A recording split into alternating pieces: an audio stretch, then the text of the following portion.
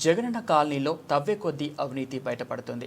పట్టాలు ఇచ్చేటప్పుడే అర్హులకు పక్కన పెట్టి అనర్హులకు కట్టబెట్టిన తీరు నిర్వేరా పరచక మానదు. ప్రకాశం జిల్లా ఎర్రగొండపాలెం పట్టణం తాపులోని మిల్లంపల్లి ఇలాఖాలో గుడి బడి పార్కులకు వదిలిన స్థలాలను సైతం కాజేసిన వైనం వెలుగు చూస్తోంది. మిల్లంపల్లి ఇలాఖా పిల్లికుంట తాండా బోర్డు దగ్గరి 60 ఎకరాల స్థలంలో 1300 మందికి ఒక్కొక్కరికి 2 సెంట్ల చొప్పున విభజించి అందించారు.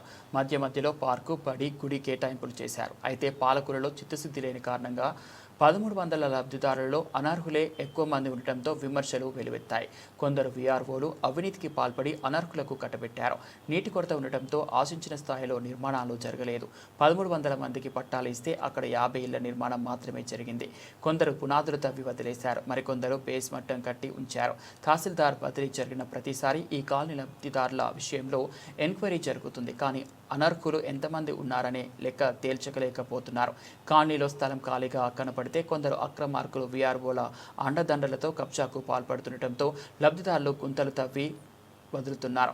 ప్రక్క గృహాలు మంజూరు అయినప్పటికీ నీటి వసతి లేని కారణంతో నిర్మాణాలు నిలిచిపోయాయి. ప్రక్క గృహాలు మంజూరు అయిన చాలామంది లబ్ధిదారులు ఇసుక, ఇనుము, సిమెంటులను సైతం దొంగలు స్వాహా చేసిన దాఖలాలు కొల్లాలు జరిగాయి. దాంతో నిర్మాణాలు పూర్తిగా నిలిచిపోయాయి.